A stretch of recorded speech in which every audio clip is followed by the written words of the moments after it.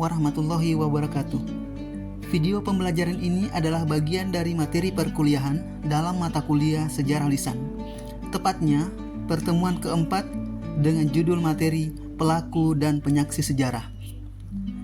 Adapun dosen yang mengampu mata kuliah ini adalah saya sendiri, Misbahuddin SPDI M.Hum. Kemampuan akhir yang ingin dicapai dalam materi perkuliahan ini adalah mahasiswa mampu mengidentifikasi pelaku sejarah dan penyaksi sejarah secara mandiri dan objektif. Sebelum memasuki pembahasan materi, bacalah kedua instruksi khusus berikut ini.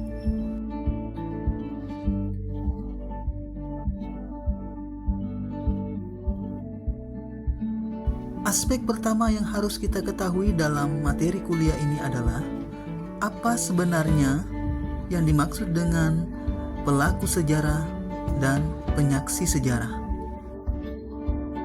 Mahasiswa sekalian, dalam pemahamannya, pelaku sejarah dan penyaksi sejarah adalah dua istilah umum yang selalu digunakan dalam penelitian sejarah lisan.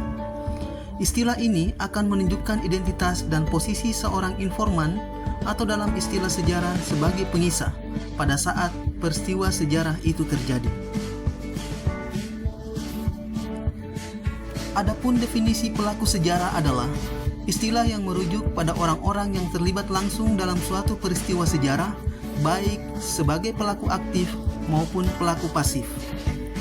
Sedangkan penyaksi sejarah adalah merupakan istilah yang merujuk pada orang yang menyaksikan suatu peristiwa sejarah secara langsung, baik di tempat kejadian maupun secara audiovisual melalui siaran langsung TV atau radio. Untuk memahami lebih lanjut terkait identitas dan posisi setiap pengisah dalam penggalian data sejarah lisan, maka saya akan memaparkan beberapa klasifikasi khusus yang tercakup dalam istilah pelaku sejarah. Pertama, pelaku pemikir. Pelaku pemikir diidentikan dengan perannya sebagai pembuat pola gerakan yang memberikan opsi pemikiran atau pertimbangan intelektual demi efektivitas pergerakan yang akan dilakukan. Yang kedua, pelaku perencana. Kategori ini mengacu pada perannya dalam mengubah pola pikir menjadi pola-pola tindakan melalui sebuah perencanaan gerakan. Yang ketiga, pelaku pelaksana. Merujuk pada peran keterlibatannya dalam peristiwa berdasarkan rekomendasi dari pelaku pemikir atau tokoh intelektual. Yang terakhir, pelaku pengikut. Merupakan peserta dari pelaku pelaksana yang berbentuk massa atau berasal dari orang-orang yang awalnya anonim. Secara khusus, pelaku sejarah juga bisa dikategorikan sebagai penyaksi sejarah, sebab ia dapat bersaksi atas pelaku-pelaku sejarah yang lain. Dalam ungkapan lain, para pelaku sejarah akan saling bersaksi satu dengan yang lainnya. Mahasiswa sekalian, terakhir saya akan memberikan klasifikasi identitas penyaksi sejarah.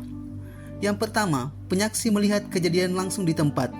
Kategori ini diidentikan dengan saksi sejarah yang sengaja atau tidak sengaja berada di lokasi sebuah peristiwa. Yang kedua, penyaksi melihat via siaran langsung. Kategori ini diidentikan dengan saksi sejarah yang menonton atau mendengar secara langsung dari media audiovisual. Yang ketiga, penyaksi merekam suara dan video.